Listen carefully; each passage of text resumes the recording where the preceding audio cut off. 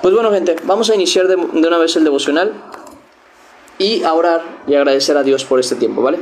Buenos días, Alex. Buenos días. Y la oración del final, así es, así es. Señor, Dios bendito, grande en misericordia y en amor, gracia y paz nos sean otorgadas en tu nombre, Señor. Gracias por todo lo que has hecho por nosotros, por la misericordia que has tenido. Gracias porque hoy nos permites estar aquí hoy, bien, con salud, Señor. Y si alguien está privado de la salud, Padre, guárdalo, sánalo y ten tu misericordia de ellos, Padre. Guarda mucho a la gente que está aquí a nuestro alrededor, de donde vivimos nosotros, Señor. No sé si de otros lugares estén pasando exactamente lo mismo. Si es el caso, Señor, también te pedimos por ellos. Pues acá ha habido mucha enfermedad, mucha infección por causa del agua que ha estado de muy mala calidad, Padre. Entonces te pedimos por esta ciudad, te pedimos por tu pueblo, Señor, que los guardes, que los cuides, que les ayudes a no enfermarse y a tener cuidado con todo esto, Padre.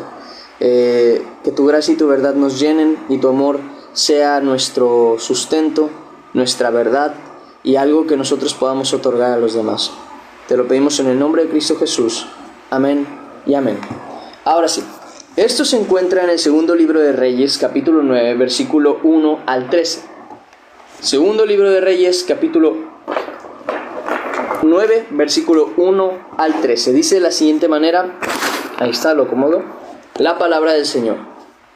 Entonces el profeta Eliseo llamó a uno de los hijos de los profetas y le dijo: ciñe tus lomos y toma esta redoma de aceite en tu mano y ve a Ramot de Galaad. Cuando llegues allá, verás allí a Jehú, hijo de Josafat, hijo de Nimsi, y entrando, haz que se levante de entre sus hermanos y llévalo a la cámara. Toma luego la redoma de aceite y derrámala sobre su cabeza, y di: así dijo Jehová: yo te he ungido por rey sobre Israel. Y abriendo la puerta, echa a huir y no esperes. Aquí quiero remarcar una cosita que es bastante interesante y que a veces se nos olvida por las malas interpretaciones. Fíjense, justamente hoy, si no me equivoco, ya de estar subido, ya de estar en el perfil, si no me equivoco. Sí lo subí, ¿verdad? Bueno, debería ya estar subido.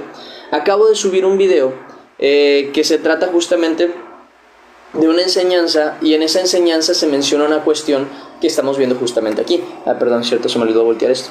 Que estamos viendo justamente aquí, la cual es algo a lo que yo le llamo los matices bíblicos. Me explico qué quiero decir con los matices bíblicos. En la Escritura hay muchos textos que dicen una cosa, que perfectamente, como dice Pedro, los inconstantes y los perversos pueden llegar a querer torcer de las Escrituras. Por ejemplo, el texto que dice: nosotros somos salvos, ¿por qué? Por gracia, por medio de la fe, no por obras para que nadie se gloríe. Hasta ahí todo bien, todos tenemos conciencia de que esto es así.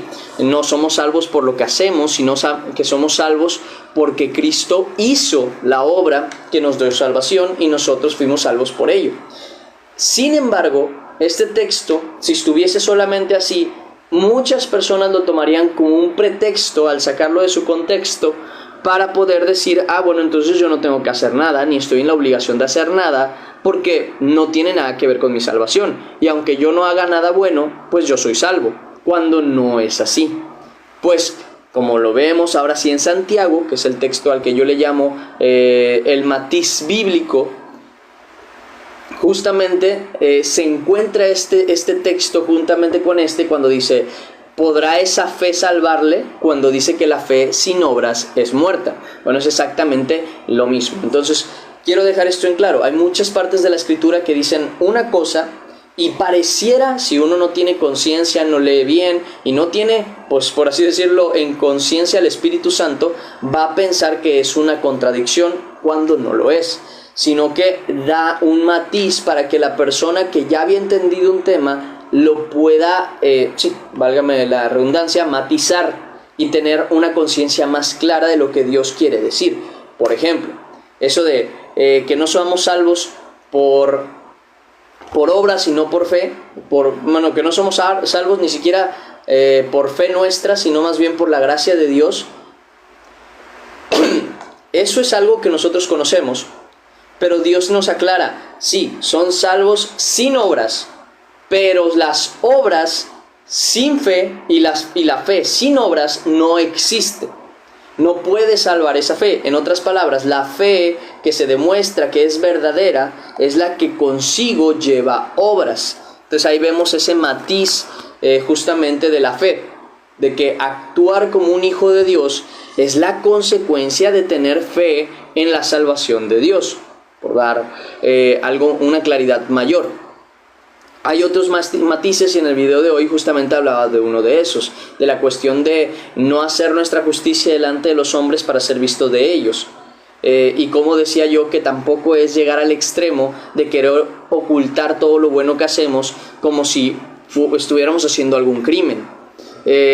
Sino más bien el hecho de que en nuestro corazón jamás pongamos la idea de exaltarnos y demostrar y mostrar a todos lo bueno o malo que hacemos. Y ya, ahí lo explico en el video con mayor claridad por si quieren pasarse hoy a verlo. Y ese punto es importante. ¿Por qué? Porque muchas veces también agarran un extremo en cuanto al término de el que pierde su vida, la salvará, el que salva su vida la perderá, y el que pierde su vida por causa de mí, la salvará. ¿Por qué? Porque llegan al punto tan extremo de quererse arriesgar absurdamente para morir prácticamente. Y eso no es algo que el Señor nos enseñe. Ya les iré explicando poco a poco. Este profeta fue mandado a hacer una cosa. Este hijo de profeta, fue mandado a hacer una cosa, y era ungir a un rey nuevo para Israel. Creo que sí era para Israel como tal. Entonces, cuando él va para allá, le dice Eliseo: ve, haz lo que te acabo de pedir que hagas, que es ungir a tal persona por rey, pero inmediatamente que hagas eso, huye de ahí, corre, aléjate, escapa, tal y como dice ahí. Muchas veces nos pasa esto también en la vida cristiana. ¿Por qué?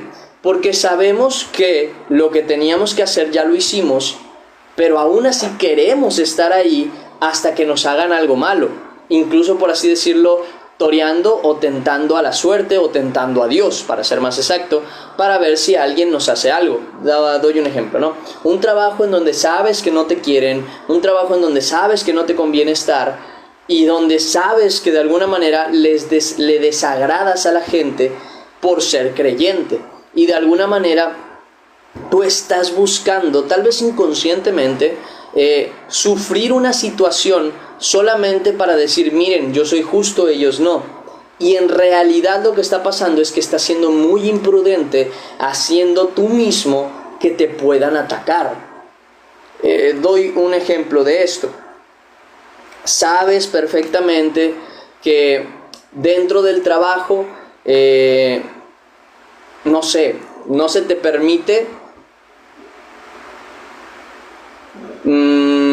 poner música cristiana en volumen alto, pero tú de fuerzas quieres decir: no, es que yo tengo el permiso y la obligación de poner música cristiana. No, ¿para qué haces algo tan absurdo como arriesgarte cuando no hay necesidad?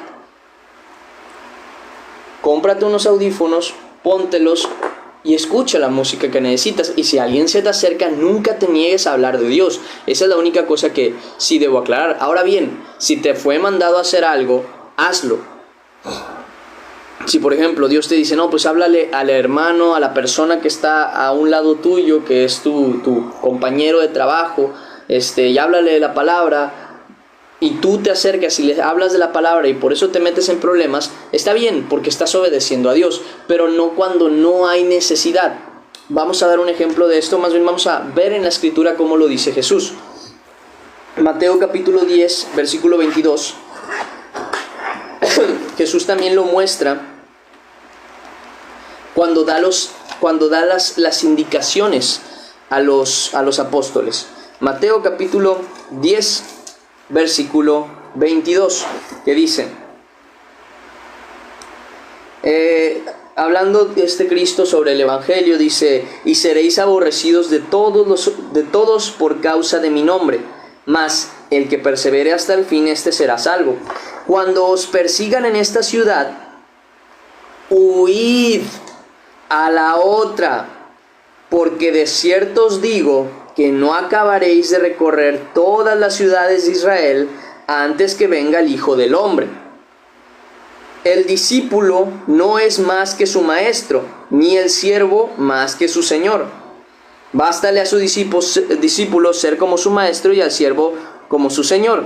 Si al padre de familia llamaron Belcebú, cuánto más a los de su casa. Entonces, ¿a qué voy con esto? Que es normal que vaya a haber problemas, que vaya a haber dificultades, que vaya a haber cosas en las que a ti te están tratando mal por ser creyente. El único motivo por el que vale la pena sufrir afrenta y dificultad es por el nombre de Cristo. Pero si lo que tú tenías que hacer ya lo hiciste, el hecho de sufrir afrenta cuando Dios no te está poniendo a sufrirla, es simple y sencillamente insensatez.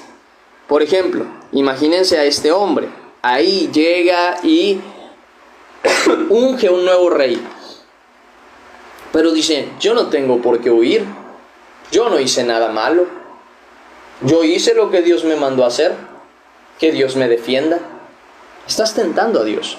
Y si por alguna razón él empieza a sufrir una afrenta por causa de justamente hacer lo que tenía que hacer y luego de eso no tener cuidado de su vida, y no me refiero de su vida terrenal a costa de Cristo, que esa es la cuestión, ahorita lo voy a mencionar,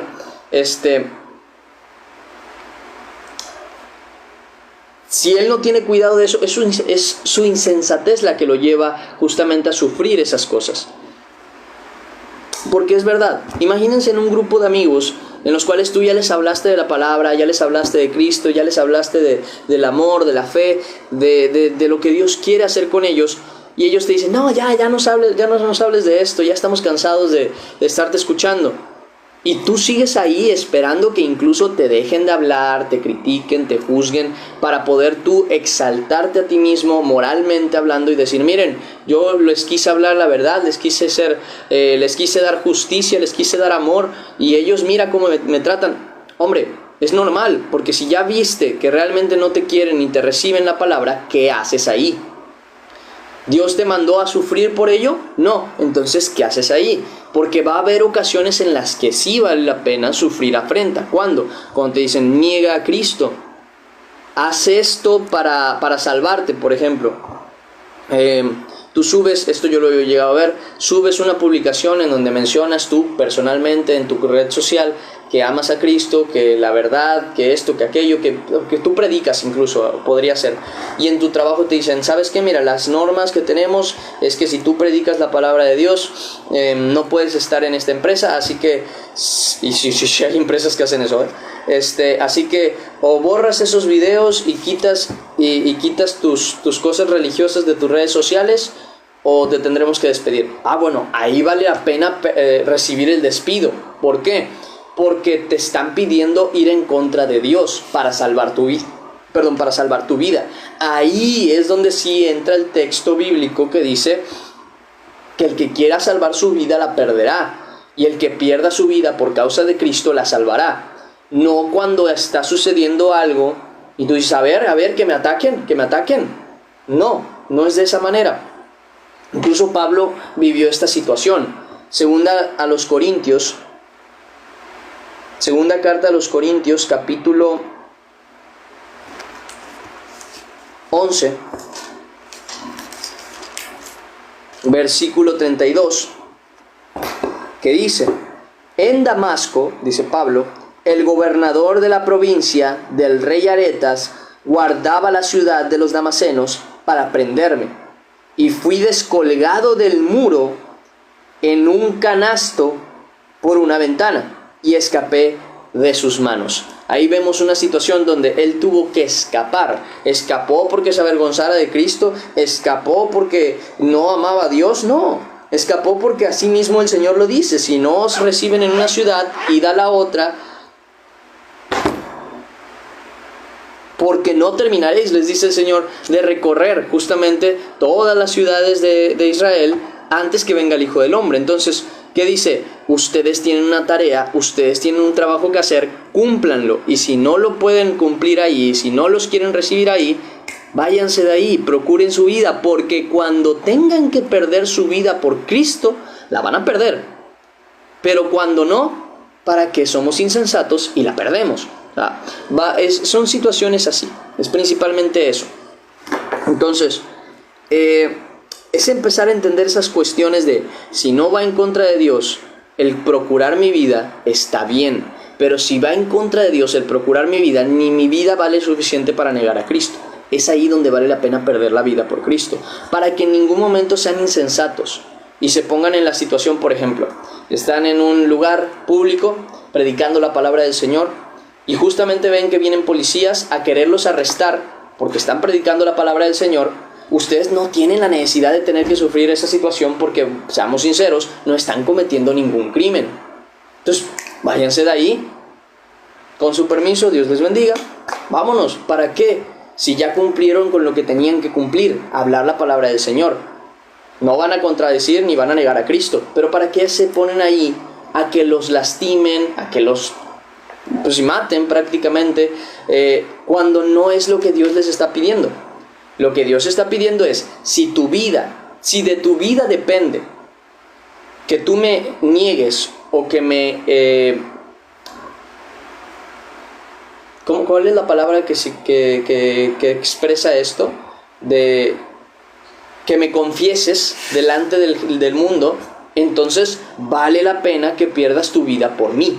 Pero si no es necesario, huye a la otra ciudad. En el caso de este hombre es exactamente lo mismo. Entonces, se los digo para que sean prudentes y cuidadosos, porque sé que hay gente que incluso quiere sufrir situaciones para decir, miren, estoy sufriendo por el nombre de Cristo. Está sufriendo por inconsciente, está sufriendo por desesperado, está sufriendo por no tener cuidado, está sufriendo por ver el mal y no procurar escapar. No está sufriendo por el nombre de Cristo, porque cuando sufres por el nombre de Cristo es cuando no hay vuelta atrás, no hay un lado ni al otro al que escapar, y te ves en la necesidad de enfrentar tu fe contra tu vida. Y dices, ¿sabes qué? Mi fe vale más. Ahí es donde vale la pena perder la vida por Cristo. Pero en las otras situaciones no hay motivo ni razón para tener que vivir ese tipo de cuestiones. Entonces, es muy importante que tengan eso en conciencia para que en ningún momento sean inconscientes y tengan que sufrir lo que Dios no les está pidiendo que sufran.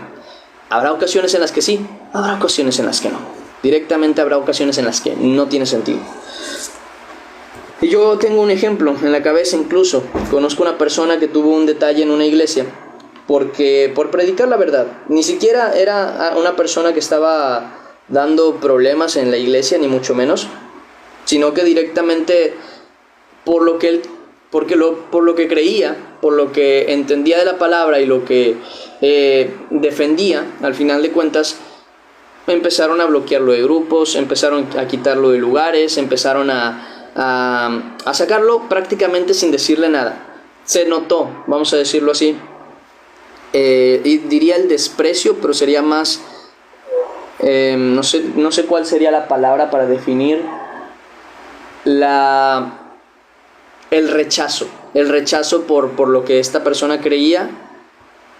Y un día hablando, Dios trató con esa persona y le dijo, ¿sabes qué? Salte de ahí.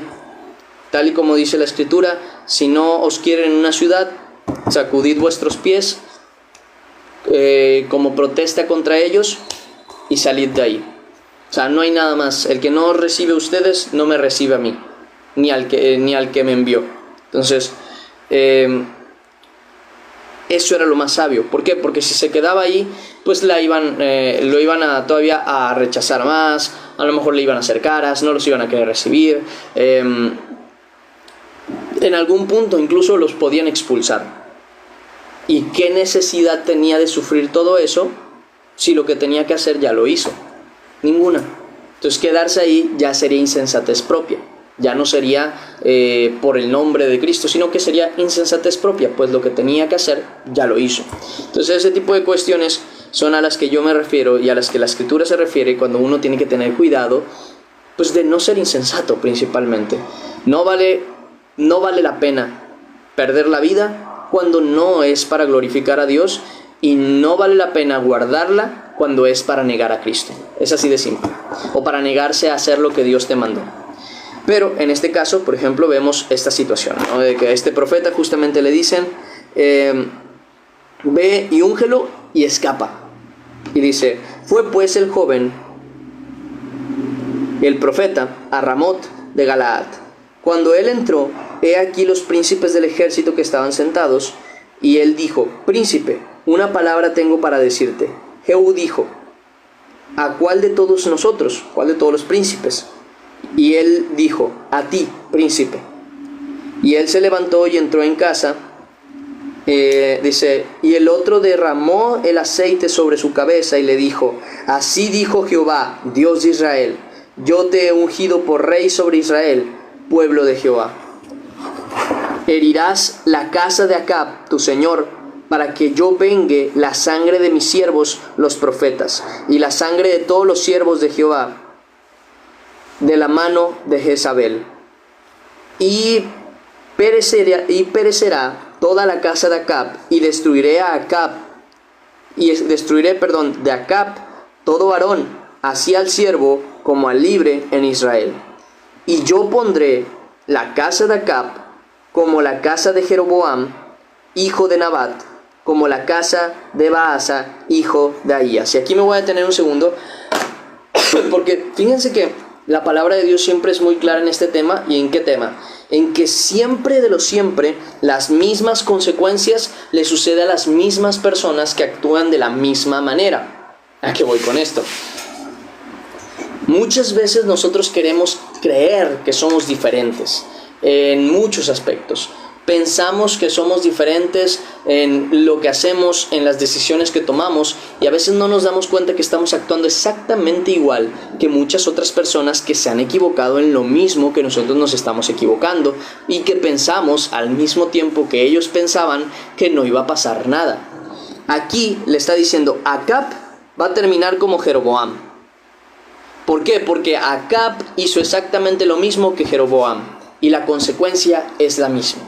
Y muchas veces nosotros nos ponemos en perspectivas muy erradas de decir, bueno, yo estoy pecando, pero a mí no me va a pasar nada. Cuando ya viste que justamente ese pecado siempre lleva al mismo problema. Por dar un ejemplo. No, sí, yo tomo o fumo o me drogo, por ejemplo, pero yo lo sé controlar. Y tú has visto cientos de veces cómo hay personas que pierden familia, casa, incluso neuronas, justamente por ese tipo de cosas, pero tú piensas que contigo va a ser diferente. Es una idea muy absurda, porque las mismas acciones que llevaron a otra persona a terminar teniendo esas consecuencias también van a caer sobre ti. La misma maldición va a llegar por el mismo pecado. Igual que la misma bendición va a llegar por la misma obediencia. La Escritura dice, por ejemplo, honra a tu padre y a tu madre, y se alargarán los días, y se alargarán tus días en la tierra. Eso quiere decir que si eres tú, si eres de China, de Japón, de Rusia, si eres hombre, si eres mujer, si eres de donde seas, si tú cumples esa ordenanza, la misma bendición es para ti. Al mismo tiempo, al revés. ¿Por qué? Porque dice también, y el que maldiga a la madre o al padre, muera irremisiblemente. Esa misma maldición es para ti que vives en México, en Estados Unidos, en China, en Rusia, eres alto, bajito, hombre o mujer, es exactamente lo mismo. Si tú ves que una pareja de un disque creyente, porque vuelvo al mismo punto, sí, muchas veces tenemos esa idea de ser creyentes, de ser hijos de Dios, pero nos damos cuenta que con nuestros hechos estamos negando a Cristo, y una de esas cosas es justamente con el yugo desigual. Entonces, ¿a qué voy con esto? Estamos en ese punto, ¿no?, de que estamos en un yugo desigual y sabemos cuáles son las consecuencias. Sabemos que mucha gente, incluso dentro de la Escritura, vemos cómo se pierden del camino, cómo son alejados de Dios, cómo las ideas del mundo se empiezan a hacer sus propias ideas, y cómo nunca, o casi nunca, prácticamente sale bien. Que muchas veces Dios tenga misericordia de mucha gente, de manera que muchos que maldijeron a su padre y a su madre no llegaron a maldición, es una cosa muy diferente. Eso es, vamos a decirlo así, para la gloria de Dios. Eso no tiene nada que ver con el hecho de lo que nosotros hicimos, si nosotros hicimos bien o si hicimos mal, o si somos diferentes o no. Eso es pura gracia y misericordia de Dios. Por eso mismo pidan misericordia a Dios, sobre todo cuando saben que están mal. Pero bueno, a lo que voy. Justamente en este tipo de términos, luego tenemos como la sensación de que, bueno, yo estoy alejado de la iglesia, y siempre he visto que los que se alejan de la iglesia terminan pecando de esta y de esta manera, pero yo soy diferente, yo no lo voy a hacer. ¿Cómo puedes llegar a tener esta idea? ¿Hay algo en lo que Dios ha tratado contigo para que puedas decir que es así? ¿Hay algo en lo que Dios ha tratado contigo para decirte justamente eso? ¿Y te lo está respaldando con algo? ¿O por qué tú piensas que puedes ser diferente contigo y no con los demás? Ese es un punto importante. Claro, hay gente, y esto lo hemos visto en la Escritura, que existen las excepciones a la regla, en donde Dios trata con una persona o trata con dos para hacerlos hacer cosas que generalmente no se harían. Hemos visto incluso en la Escritura profetas que tuvieron que andar desnudos por la calle. Ahora, ¿por eso todos los creyentes vamos a andar desnudos por la calle? Claro que no. Eso fue un asunto muy específico para una situación y para una persona muy específica que Dios trató. No quiere decir que lo podemos tomar como regla. Entonces, la regla es, si tú te alejas de la iglesia, y con la iglesia no me refiero a la institución, me refiero a los hermanos de la iglesia, a alguien con quien platicar de Dios, a alguien con quien congregarte. Acuérdense que la Escritura misma lo menciona diciendo, si hay 2 o 3 reunidos o congregados en mi nombre, yo estoy en medio de ellos. Con eso es suficiente. Pero si ni eso tienes, no quieres estar con nadie teniendo una congregación para con Dios, y ni tampoco tienes intención ni amor para ver a los hermanos, sépase que no eres diferente a todos estos que se han perdido y que por costumbre dejan de congregarse. No eres diferente. Y de la misma manera que se les enfría el amor a ellos, a ti se te va a enfriar el amor. Y de la misma manera que, por ejemplo, en las relaciones de yugo desigual, una pareja termina mal y termina sin la bendición de Dios justamente por el yugo desigual, de la misma manera te va a pasar a ti. Si sabes que, si ya estás en yugo desigual y estás casado, no hay vuelta atrás. Esto ya lo he hablado antes tú tienes una esperanza diferente. Orar y pedir a Dios para que tu pareja, la persona con la que estás, se convierta a Cristo. Si no, y si tú dices, mira, yo amo a esta persona, yo de verdad quiero, primero que nada, ¿esa persona ama a Dios? No. Entonces, ¿amas más a esa persona que a Dios? No. Entonces, ¿qué haces ahí? Es bien importante ese tema, porque si de verdad le quieres hablar de Cristo, háblale de Cristo, pero no peques contra Dios durante el tiempo en el que esa persona todavía no se convierta a Cristo. Antes bien, si de verdad le amas y la quieres a ella o lo quieres a él para la vida en Cristo contigo, necesita estar en Cristo, porque de otra manera no es posible.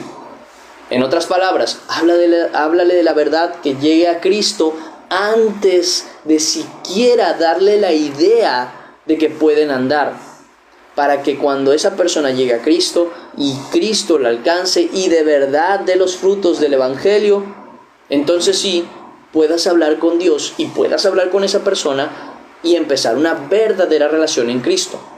Pero hasta entonces, claro, si amas tanto a la persona, para saber esperar ese tiempo, porque lleva tiempo. Dar los frutos no es una cosa de la noche a la mañana. Es algo que lleva tiempo, que se lleva tiempo para saber que una persona verdaderamente nació en Cristo. Pero bueno, tema aparte. A lo que quiero llegar es, tengamos esa conciencia. que las mismas acciones nos llevan a las mismas consecuencias y que puede haber excepciones, pero las excepciones a la regla son eso, excepciones, muy excepcionales. Rara vez va a pasar, muy rara vez. Y cuando pase, no se vuelve una regla, se vuelve una situación excepcional, algo que sucede muy de vez en cuando. Entonces, como tú y yo, la mayoría de nosotros somos la regla, tratemos de acoplarnos a la regla de Dios. Y estando en la regla de Dios, pongámonos en el área de la bendición y no de la maldición, para que no vivamos las mismas consecuencias que vivieron otras personas. Porque decimos, ay, me pasó exactamente igual que a tal persona. Claro, porque hicieron exactamente lo mismo. Y la consecuencia es exactamente la misma. Entonces, principalmente eso para que tengan ese cuidado, para que tengan esa conciencia de cumplir la palabra de Dios desde el área en el que ustedes reciben bendición, para ser de la mayoría que al obedecer a Dios justamente reciben bendición y no al desobedecerle reciben maldición. Siguiente versículo. Y Jezabel la comerán los perros en el campo de Jezreel, y no habrá quien la sepulte. Enseguida abrió la puerta y echó a huir. Después salió Jehú a los siervos de su señor y dijeron, ¿hay paz? ¿Para qué vino aquel loco? Y él les dijo, vosotros conocéis al hombre y sus palabras. Ellos dijeron, mentira, decláranos ahora. Y él dijo, así y así me habló, diciendo, así ha dicho Jehová, yo te he ungido por rey sobre Israel. Entonces cada uno tomó apresuradamente su manto y lo puso debajo de Jehú en su trono alto, y tocaron corneta y dijeron, Jehú es rey. Y ahí terminamos el devocional del día de hoy. Fue bastante cortito, como les dije, pero era principalmente una enseñanza ahí que tomar en cuenta. Esas dos cosas que yo creo que hay que remarcar: simplemente el hecho de que no seamos imprudentes. Hay ocasiones en las que vale la pena sufrir afrenta, vivir una consecuencia, morir incluso por el nombre de Cristo. Hay otras en las que solamente es nuestra imprudencia actuando. No cometamos el error de caer ahí. Y lo demás es simplemente, hablando también de esto mismo, tratemos de mantenernos en la regla de fe, en la regla de amor, en la regla de lo que es correcto, para tener justamente las consecuencias buenas del obedecer a Dios y no las consecuencias malas de desobedecer a Dios, porque muy rara vez habrá excepciones sobre este tipo de cosas. Así que seamos de la mayoría que son bendecidos y no de la mayoría que son maldecidos, justamente por tomar malas decisiones y las mismas decisiones que todos los demás han tomado. Y ahí terminamos el devocional del día de hoy. Vamos a orar y agradecer a Dios por este tiempo. Les mandan los versículos y de ahí nos vamos despidiendo, ¿vale? Señor Padre, Dios bendito, gracias por tu enseñanza, gracias por tu palabra, gracias por permitirnos tener este pequeño tiempo de reflexión en tu palabra, Padre. Te pedimos y te agradecemos primero que nada por permitirnos siempre tener este pequeño espacio, Señor, para hablar de tu escritura y tener consejo de ti. Te pedimos que nos lleves de la mano en amor, que nos llenes el corazón de tu amor, Señor, para cumplir tu palabra con gozo y con alegría, para cumplirla como lo que es, Señor, palabra de vida, espíritu y verdad. Te lo pedimos, Señor, en el nombre de Cristo Jesús, agradeciéndote siempre por todo. Perdona nuestros pecados, Padre, y gracias por todo. En el nombre de Cristo Jesús, amén y amén. Y ahora sí, terminamos el devocional de hoy.